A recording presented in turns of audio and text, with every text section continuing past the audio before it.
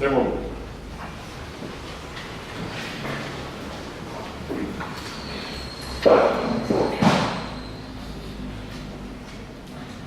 Muy buenos días. Se abre la audiencia en vista pública dentro del expediente formado por apelación directa de sentencia número 985-2013 en los amparos promovidos por Moisés Eduardo Galindo Ruiz y Pedro García Arredondo contra el Tribunal Primero de Sentencia Penal, Narcoactividad y Delitos contra el Ambiente del Departamento de Guatemala. A continuación, el secretario general ad interim dará lectura a la parte conducente de la sentencia apelada y hará las advertencias reglamentarias de rigor. Los amparistas señalan como actos reclamados las resoluciones emitidas por la autoridad reprochada de 13 y 14 de agosto de 2012 respectivamente, que declararon ambas sin lugar el recurso de reposición instado contra la decisión de 6 de agosto de 2012, que no admitió para su trámite la recusación intentada planteada contra el juez presidente del Tribunal de Sentencia Penal, Narcoactividad y Delitos contra el Ambiente del Departamento de Guatemala dentro del proceso penal que se tramita contra Pedro García Arredondo. Lo anterior con fundamento en los argumentos de hecho y de derecho que constan en el escrito de interposición respectivo. La Sala Segunda de la Corte de Apelaciones del Ramo Penal, Narcoactividad y Delitos contra el Ambiente, constituida en Tribunal de Amparo, en sentencia de 5 de octubre de 2012, consideró: los actos emitidos por la autoridad reclamada conocieron y resolvieron los recursos de reposición interpuestos por los amparistas en contra de las resoluciones que decidieron no darle trámite a las recusaciones interpuestas, argumentaciones de las cuales el Tribunal Constitucional no puede hacer ningún tipo de revisión, ya que son criterios propios y exclusivos de la jurisdicción ordinaria, verbigracia, momento procesal para interponerse recusación contra los miembros del Tribunal de Sentencia y sus efectos procesales, extemporaneidad de la promoción de recusación en contra de los integrantes del Tribunal de Sentencia, así como la celeridad procesal al momento de fijar nueva audiencia de inicio de debate. La anterior aseveración tiene como base el informe circunstanciado enviado por la autoridad impugnada y las copias certificadas de las resoluciones que constituyen los actos reclamados, documentos de los cuales se determina que la inconformidad de los postulantes se dirigen a las decisiones tomadas por la autoridad reclamada en su oportunidad procesal, a la cual no puede ni debe incursionar la jurisdicción constitucional. En ese orden, este Tribunal Constitucional concluye que la pretensión de los solicitantes es la de constituir una instancia revisora de lo resuelto por la autoridad reclamada, a lo cual no puede accederse, porque sería contrario a lo preceptuado en el artículo 211 constitucional. Con fundamento en lo manifestado, al resolver declaró: denegar el amparo solicitado por el abogado Moisés Eduardo Galindo Ruiz en su calidad de defensor del procesado Pedro García Arredondo. B. Denegar el amparo solicitado por Pedro García Arredondo. No se condenen cosas a los postulantes y demás declaraciones. De conformidad con las disposiciones que regulan la celebración de vistas públicas ante este tribunal, las partes deberán dirigirse directamente al mismo, alegar en forma oral y abstenerse de dar lectura a cualquier documento, salvo autorización previa del presidente, concretarse al asunto planteado, ser breves, concisos y precisos en su exposición, y para tal efecto cada una de las partes contará con un tiempo no mayor de 15 minutos. Es todo, señor presidente. Gracias. Se le concede el uso de la palabra al apelante y solicitante del amparo y la vista pública, abogado Moisés Eduardo Galindo Ruiz. Gracias, señor magistrado, señor presidente. Señores magistrados de la Corte de Constitucionalidad, buenos días. Como hemos acudido a esta Corte en apelación y como lo ha hecho ver la autoridad recurrida y lo ha confirmado en su amparo el Tribunal Constitucional de Primera Instancia, la tesis para sostener de que estamos pidiendo la revisión del fondo es que el artículo 344 del Código Procesal Penal estipula que en el momento en que el juez de primera instancia, contralor de la investigación en la fase intermedia, emite el auto correspondiente a apertura a juicio, rechaza y admite pruebas, fija día y hora para el inicio del debate y el tribunal que sentencia que conocerá dicho debate. En las constancias procesales, como lo hace ver el informe circunstanciado de la autoridad recurrida, el plazo para interponer la recusación ya había precluido. En ese sentido, cuando como abogado defensor del señor Pedro García Redondo y el señor Pedro García Redondo se interpuso la recusación del artículo 344, segundo párrafo, dentro de los 5 días de aclarado de apertura a juicio, era extemporáneo según la autoridad recurrida y por lo tanto no podía darse el trámite a nuestra recusación. Realmente pareciera simple y pareciera congruente lo que está diciendo el Tribunal de Sentencia y lo que está diciendo en la sentencia de amparo el Tribunal Constitucional de primera instancia. Pero nosotros no estamos pidiendo un amparo para que se revise el fondo, si hubiera sido de que no estuviéramos de acuerdo en que la recusación fuera rechazada por los motivos que nosotros hubiéramos interpuesto. Nosotros estamos haciendo ver un agravio porque se varió las formas del proceso y se violó el debido proceso. Y para eso permítanme, señores magistrados, con todo respeto, hacerles un recordatorio del proceso penal, en el sentido que en su artículo 66, el Código Procesal Penal tiene establecido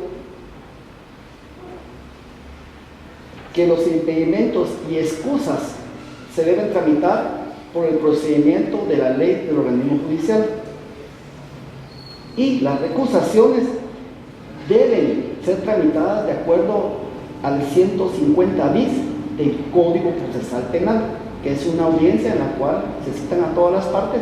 y con la prueba, si es asunto de hecho, resolverá el tribunal recusado.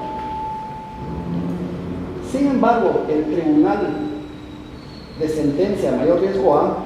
no dio trámite a nuestra recusación, haciendo ver que era extemporáneo, porque ellos solo estaban adelantando la fecha del debate, no estaban fijando nuevo día y hora para el inicio del debate,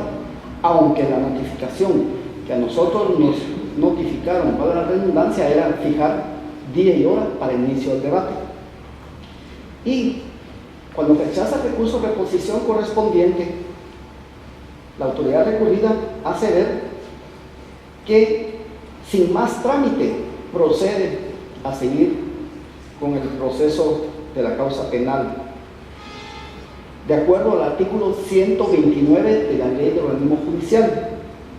Pero el artículo 129 de la ley del organismo judicial se refiere a las excusas, porque el mismo artículo 129 dice que si es de recusación debe ser enviada a la sala para que se tramite el incidente. Es más, si estaba el tribunal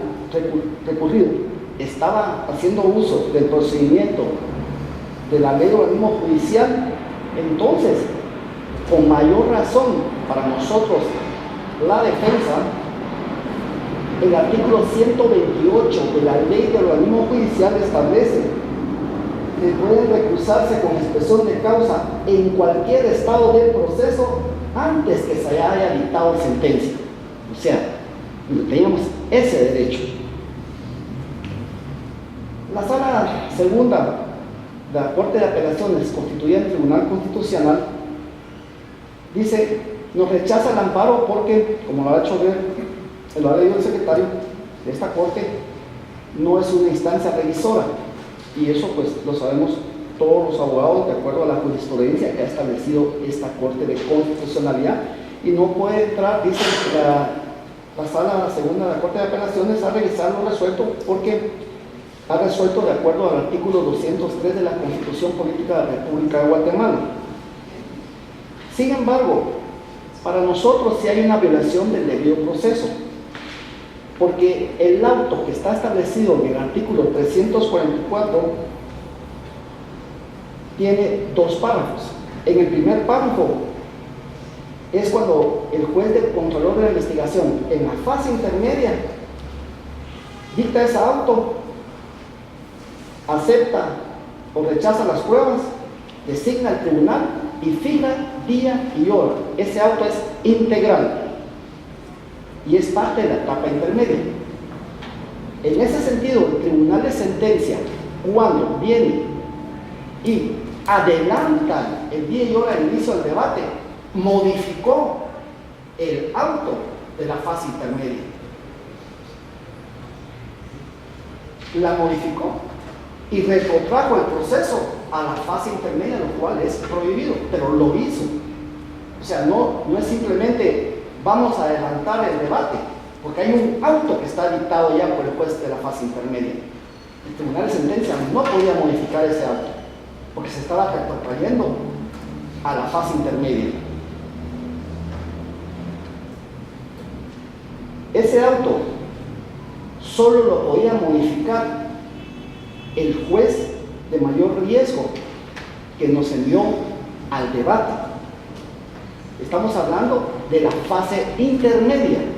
El auto no lo podía modificar, de hecho, como lo hizo el tribunal de sentencia. Para nosotros, ese acto del tribunal de sentencia es ilegal, es nulo. Pero sin embargo, si dicen que ese auto, ellos dicen que ese auto no está apegado al derecho, entonces nosotros como procesados y abogados de la defensa técnica teníamos derecho a que si se fijó de nuevo día y hora, de acuerdo al 128 del organismo judicial, teníamos derecho a representar la recusación en ese momento. Por eso, señores jueces magistrados, señores magistrados de la Corte de Constitucionalidad, nosotros no estamos conformes con la sentencia del Tribunal de Primera Instancia Constitucional, porque no estamos pidiendo la revisión del fondo. Nosotros estamos alegando un agravio en el sentido que se variaron las formas del proceso, se violó el debido proceso. En tal sentido, fue violado el artículo 12 constitucional, porque hay un procedimiento preestablecido y las fases del proceso penal se van ejecutando y no se pueden retrotraer. Y no se pueden retrotraer porque, como en este caso, el tribunal de sentencia modificó ese auto día y hora de inicio del debate, también puede modificar en un futuro cualquier tribunal de sentencia pruebas que fueron aceptadas ya no ser aceptadas, o pruebas que no fueron aceptadas, introducirlas. O sea, certeza jurídica es lo que se necesita en un proceso penal. En ese sentido, nosotros solicitamos que por la violación del debido proceso se declare con lugar la apelación de la sentencia de amparo por la cual hemos recurrido en esta Corte de Constitucionalidad, amparando al procesado Pedro García Redondo y a la defensa técnica Moisés Galindo Ruiz. Muchas gracias, señor magistrado presidente, señores magistrados. Como tercero interesado, interviene el Ministerio Público a través de la Fiscalía de Sección de Derechos Humanos, Unidad de Casos Especiales del Conflicto Armado, por medio de su agente fiscal, abogada Sara Elizabeth Romero, quien puede hacer uso de la palabra.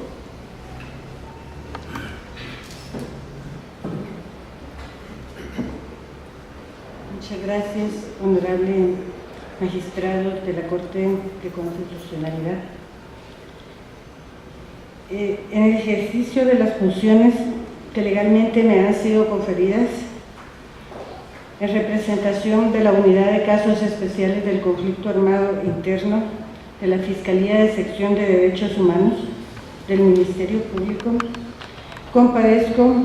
ante los honorables magistrados de la Corte de Constitucionalidad a esta vista pública en apelación de la sentencia de amparo emitida por la Sala Segunda de la Corte de Apelaciones del Ramo Penal, Narcoactividad y Delitos contra el Ambiente, dentro de la acción de amparo de expedientes acumulados números SGT 01 018 80 12 00098 y CGT 010 18 80 12 00099, interpuestos por el abogado Moisés Eduardo Galindo Ruiz, en su calidad de abogado defensor del señor Pedro García Redondo, y el amparo interpuesto también por el señor Pedro García Redondo, respectivamente. Para los efectos correspondientes, hago referencia a los antecedentes que dan origen a los amparos solicitados por las personas ya mencionadas, siendo los siguientes. Dentro de la causa 1070-2008-051-60, se tramita proceso penal en contra del señor Pedro García Redondo por los delitos de desaparición forzada y delitos contra los deberes de humanidad. Durante la tramitación del proceso seguido en contra del señor Pedro García Redondo, ante el Tribunal Primero de Sentencia Penal, Narcoactividad y Delitos contra el Ambiente del Departamento de Guatemala, dicho tribunal dicta las resoluciones de fechas 13 y 14 de agosto de 2012, por medio de las cuales se resolvió sin lugar los recursos de reposición interpuestos por el abogado Moisés Eduardo Galindo Ruiz y el señor Pedro García Arredondo en dicha causa penal. Para tener una mayor claridad sobre los amparos relacionados, me referiré a los antecedentes siguientes. El amparista, abogado Moisés Eduardo Galindo Ruiz, expone que la decisión que constituye el acto reclamado es la resolución de fecha 14 de agosto de 2012, emitida por el Tribunal Primero de Sentencia Penal, Narcoactividad y Delitos contra el Ambiente de mayor riesgo A,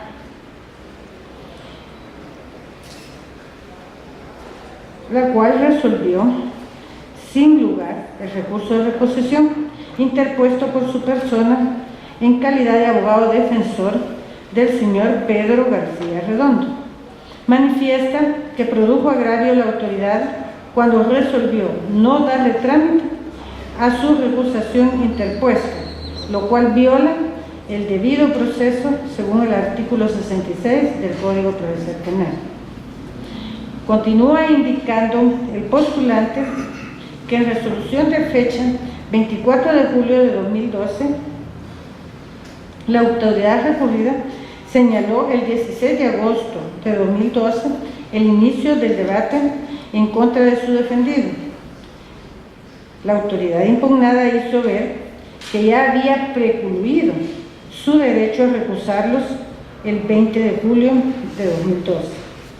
Pero el artículo 344 del Código Procesal Penal, segundo párrafo, establece que dentro de los 5 días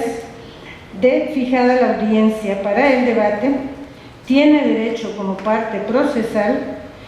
para recusar a los jueces, en virtud que el 20 de julio de 2012 no era abogado defensor y no conocía las causales que ahora como abogado defensor intentó hacer valer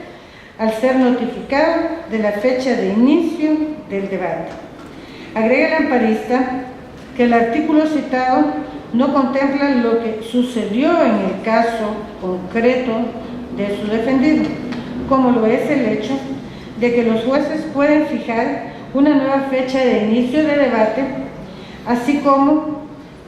no tener derecho él para recusarlos, porque si no tiene derecho a recusarlos 2 veces, tampoco ellos, o sea, los integrantes del tribunal, tienen derecho a fijar la fecha de inicio del debate 2 veces.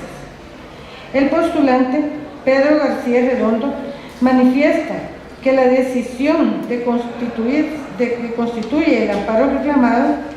es la resolución de fecha 13 de agosto del año 2012, emitida por el Tribunal Primero de Sentencia Penal, Narcoactividad y Delitos contra el Ambiente del Departamento de Guatemala, por medio de la cual resolvió sin lugar el recurso de reposición interpuesto por su persona. Señala que le produjo agravio la autoridad cuando resolvió no darle trámite a su recusación interpuesta, lo que viola sus derechos de seguridad jurídica, petición, defensa, debido proceso y según el artículo 66 del Código Procesal Penal, haciendo las mismas argumentaciones de su abogado defensor. En relación a lo argumentado por el acusado y su abogado defensor, el tribunal fundamenta las resoluciones impugnadas explicando que el tribunal, debido a su programación interna, adelantó la fecha de debate para el 16 de agosto de 2012 en aplicación de los principios de inmediación, concentración, celeridad, economía procesal y la obligación de juzgar en un plazo razonable. Y que la petición del acusado y su abogado defensor es extemporánea. Toda vez que el acusado, desde el 20 de julio de 2012, ya tenía conocimiento de la integración del tribunal, no siendo válido aprovechar el cambio de fecha para ejercitar un derecho que ya ha precluido, ya que el hecho de que el acusado haya cambiado de abogado defensor no faculta para retrotraerse a etapas del proceso ya precluidas, en virtud de que la defensa es única y el abogado defensor asume la defensa en el estado en que se encuentra el proceso. Asimismo, las autoridades recusadas, es decir, tanto la jueza presidenta del tribunal como el tribunal, no aceptaron la causal de recusación y por ende rechazaron y no dieron trámite a la recusación formulada en su contra. El Tribunal Constitucional de Amparo, con fecha 5 de octubre de 2002, dicta sentencia denegando el amparo solicitado por el abogado Moisés Eduardo Galindo Ruiz, en su calidad de abogado defensor del señor Pedro García Redondo, y también el amparo solicitado por Pedro García Redondo, los cuales, por estar sustentados bajo los mismos argumentos, se conocieron de manera conjunta.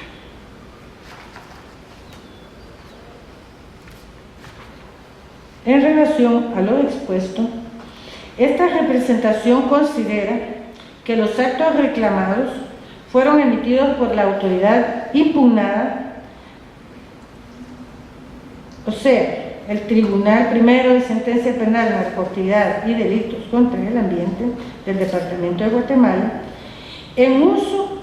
de las facultades legales de que está investida, sin vulnerar ningún derecho constitucional de los amparistas. Según el argumento anterior, es necesario indicar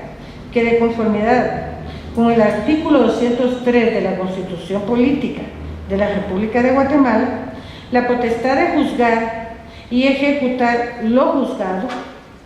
corresponde con exclusividad e independencia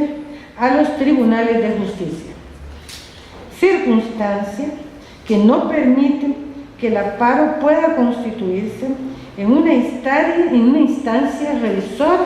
de lo resuelto, porque en el amparo se enjuicia el acto reclamado, pero no se puede entrar a resolver sobre las proposiciones de fondo, ya que es a la jurisdicción ordinaria a quien corresponde valorarlos o estimarlos. Ha sido criterio de la Honorable Corte de Constitucionalidad que el hecho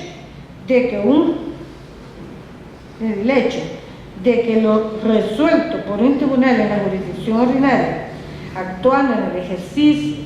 de sus funciones legales, no le sea favorable a sus intereses de los amparistas, no configura violación constitucional alguna. El análisis correspondiente de las actuaciones determina que al emitir la autoridad impugnada el acto reclamado, por medio del cual declara sin lugar el recurso de reposición interpuesto por los accionantes, ha actuado en el ejercicio de las facultades que le confiere el artículo 402 del Código Procesal Penal, puesto que al examinar nuevamente la cuestión y dictar la resolución declarando sin lugar la decisión impugnada, las razones adoptadas por constituir criterio valorativo no pueden ser revisadas en amparo, ya que la autoridad impugnada es clara en indicar que no es permitido retrotraerse a etapas ya precluidas, aprovechando un cambio de defensa técnica y por haberse señalado nueva fecha para el inicio de debate. En ese orden de ideas, esta representación considera que a la recusación promovida por los amparistas no se les debía dar trámite, tal y como resolvió el tribunal por extemporáneo, ya que la fecha de debate fue notificada en fecha 20 de julio de 2012 y el Código Procesal Penal establece en el artículo 344, segundo párrafo, que dentro de los 5 días de fijada la audiencia de juicio, cualquiera de los jueces procesales, cualquiera de los sujetos procesales puede solicitar audiencia para recusar a uno o más jueces del tribunal. Y en este caso el abogado defensor presentó la recusación el 3 de agosto de 2012. Además, en la recusación planteada no se puede demostrar que se dé alguno de los presupuestos establecidos para los impedimentos, excusas y recusaciones establecidos en la ley del organismo inicial, en sus artículos 122, 123 y 125 respectivamente. El abogado Moisés Eduardo Galindo Ruiz no puede argumentar que el 20 de julio de 2012 aún no era abogado defensor del señor Pedro García Redondo, ya que la defensa es única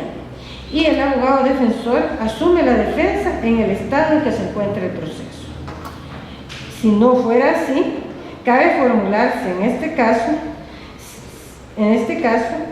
si cuantas veces el acusado cambie de abogado defensor, tantas veces será necesario retrotraerse a la etapa procesal anterior para que haga valer sus derechos que le son inherentes a dicha etapa procesal. En ese sentido, como la recusación era improcedente por extemporáneo. Abogada, ¿quiere presentar sus conclusiones, por favor? Deberías haber reclamado que he indicado. Sí. Por lo expuesto, con fundamento en los argumentos esgrimidos, solicito a la Honorable Corte de Constitucionalidad se dicte la resolución que en derecho corresponde, por medio de la cual confirme la resolución impugnada emitida por la Sala Segunda de la Corte de Apelaciones del Ramo Penal, Narcoactividad y Delitos contra el Ambiente, dentro de la acción de amparo, expedientes acumulados, SGT 01018 8222 0098 y SGT 01018 8010 0099, interpuestos por el abogado Moisés Eduardo Galindo Ruiz en su calidad de abogado defensor del señor Pedro García Redondo, y el interpuesto por el señor Pedro García Redondo en contra del Tribunal Primero de Sentencia Penal, Narcoactividad y Delitos contra el Ambiente. Únicamente. Por la Asociación Civil, Grupo de Apoyo Mutuo, quien actúa por medio de su director y representante legal, Mario Alcides Polanco Pérez, hará uso de la palabra su abogado Maynor Estuardo Alvarado Galeano. Muy buenos días, señoras magistrados de la Corte de Constitucionalidad. Acudimos citados como terceros interesados dentro de los amparos ya relacionados presentados por el señor abogado Moisés Eduardo Galindo Ruiz y el otro por el señor Pedro García Redondo, hoy condenado por la desaparición forzada del estudiante universitario de la Universidad de San Carlos de Guatemala, Edgar Enrique Sáenz Calito. Para nosotros, como representantes de las familias de las víctimas de desaparición forzada, a pesar de no haber sido nosotros quienes solicitamos esta vista pública, la consideramos de suma importancia en virtud del impacto social del delito que se ha ventilado durante todo este proceso. Relacionado específicamente con los amparos presentados, nosotros consideramos ya todo lo vertido anteriormente por el Ministerio Público, pero también recalcar que consideramos que se está utilizando la figura del amparo como una acción retardatoria. Ya se ha mencionado acá reiterados fallos de esta honorable Corte de Constitucionalidad, en donde acá no se evidencia, no logra, por ejemplo, esta representación no logra determinar el agravio que argumentan las dos interponentes de los amparos. También es necesario mencionar que ya la Sala de Apelaciones constituida en Tribunal de Amparo estableció que se deben reconocer en forma conjunta en virtud de que son exactamente los mismos argumentos, únicamente que presentados por el condenado, el ahora condenado, y por su abogado defensor. Más pareciera ser de que se está haciendo algún esfuerzo por presentar mayor cantidad de estas acciones para, pensamos nosotros, pueda en algún momento alguna ser tomada en cuenta, cuando basta con generar una sola acción en donde se argumentan pues las mismas violaciones o los mismos supuestos agravios, y esto pues denota cierta intención ya del abogado defensor al momento de presentar sus acciones de amparo. Lo que argumenta el abogado en su ponencia de amparo es que le fue negado el derecho de recusación, cosa que ya se ha manifestado, pero es necesario recalcarlo. Fuimos notificados en tiempo del traslado que hizo el juez de primera instancia, juez contralor de la investigación. Fuimos notificados en forma legal. El señor en ese momento sindicado contaba con su abogado defensor, quien fue notificado en forma debidamente legal. Traslada el expediente hacia el tribunal de sentencia, y el tribunal de sentencia define de acuerdo a su agenda la fecha de debate. Fuimos notificados también oportuna y legalmente sobre el cambio de fecha. Hay que hacer notar de que ese cambio de fecha en ese momento favorecía al sindicado, ya que estaba guardando prisión preventiva, y en materia de celeridad y de derecho de defensa también, y por la incertidumbre que en ese momento tenía el sindicado, esto lo que viene a hacer es a favorecer al sindicado en el momento de adelantar el debate. Y claro, durante todo el debate, tal como lo establece el informe que fue trasladado por el tribunal de sentencia a la Sala de Apelaciones, se establece que durante el debate fue observadas todas las normas legales, y además el señor abogado, el nuevo abogado defensor, durante el debate, el señor Moisés Galindo, utilizó todos los medios legales permitidos y le fue permitida el ejercicio de esa defensa técnica con todos los derechos que le corresponden, tal y como lo demuestra el hecho de que hoy estemos en esta sala de vistas para dilucidar un supuesto agravio. Y ya fuimos notificados de que por lo menos estaremos 3 veces nuevamente acá, y eso demuestra pues de que en ningún momento se le violentaron los derechos al sindicado, y también la defensa técnica fue enmarcada en ley. Con el uso de la acción de amparo, el abogado pretende convertir la justicia constitucional en un ente revisor de las actuaciones del tribunal de sentencia, al no convenir para sus intereses. Esto ya se mencionó, pero me parece importante recalcarlo, porque el hecho de que no convenga a sus intereses ni al de su representado, pues no lo faculta para que una instancia constitucional pueda revisar esas acciones de acuerdo al artículo 203 de la Constitución Política de la República de Guatemala, pues que faculta a los órganos jurisdiccionales ordinarios para aplicar las medidas una vez estén enmarcadas en derecho. De tal forma que nosotros consideramos que estamos frente a la nobleza de la figura del amparo, se utilice como un elemento de tardanza, como un elemento para controvertir hechos que clara y notoriamente no serían motivo de discusión si no se utilizan únicamente para retardar los procesos. Finalmente, nosotros solicitamos a esta honorable Corte de Constitucionalidad que ratifique, después de haber hecho su análisis correspondiente, que ratifique lo señalado por la honorable Sala Segunda constituida en Tribunal de Amparo, y que también se deje en firme lo decidido por el Tribunal de Sentencia de Mayor Riesgo Seccional A. Es importante que la justicia podamos entenderla como ese ente que coadyuva todos los esfuerzos necesarios, y que finalmente las víctimas de estos delitos de lesa humanidad puedan sentirse respaldados y apoyados por un sistema judicial que ahora estamos viendo y dando luces de que el Estado de Guatemala está respondiendo a estas necesidades tan fuertes de la población que fue víctima de estos delitos de lesa humanidad, por lo que respetuosamente solicitamos a esta honorable Corte que, de acuerdo a su estudio y su análisis, resuelva sin lugar los amparos interpuestos y relacionados en el presente proceso,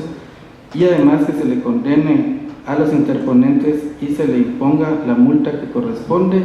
al así determinarlo este honorable tribunal después de su análisis. Muchas gracias. Se le concede el uso de la palabra a la agente fiscal abogada Lucrecia de María Vázquez Casasola, correspondiente a la Fiscalía de Asuntos Constitucionales, Amparos y Decisión Personal del Ministerio Público. Muy buenos días, honorables magistrados. En el presente caso se advierte que la autoridad impugnada ha actuado de conformidad con el artículo 402 del Código Procesal Penal, ya que al emitir el acto reclamado, esta es clara en indicar que rechaza la recusación en virtud que luego de analizar un nuevo estudio se advierte que no puede retrotraerse el proceso a etapas ya concluidas aprovechando el cambio de defensa técnica, por lo que el criterio valorativo emitido no puede ser revisado vía del amparo, ya que se desvirtuaría la naturaleza del amparo en cuanto a ser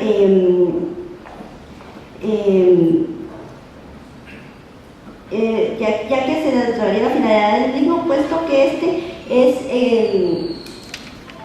en este sentido la Corte ha expuesto en la sentencia del 28 de noviembre de 2005 dentro del expediente 2465-2005 que en materia de reposición penal, de la cual solicito la venia para dar lectura en la parte conducente únicamente, señor presidente. Puede hacerlo. Dice, analizados los antecedentes, esta Corte advierte que la autoridad responsable de emitir la resolución que se estima lesiva actúa en el ejercicio de las facultades legales establecidas en la ley rectora del acto impugnado, específicamente la fijada en el artículo 402 del Código Procesal Penal, que le confiere la facultad de examinar nuevamente la cuestión sometida a su consideración. Además, lo resuelto por dicha autoridad constituye criterio valorativo que está dentro de la facultad legal, el cual no puede ser revisado por el Tribunal Constitucional porque este no es juez de los hechos sujetos al proceso, sino de la adecuación de sus actos al debido proceso. Por consiguiente, al declarar sin lugar el recurso de reposición de mérito, el juez responsable no violó derecho o garantía constitucional alguna del accionante, lo que evidencia la inexistencia del agravio denunciado.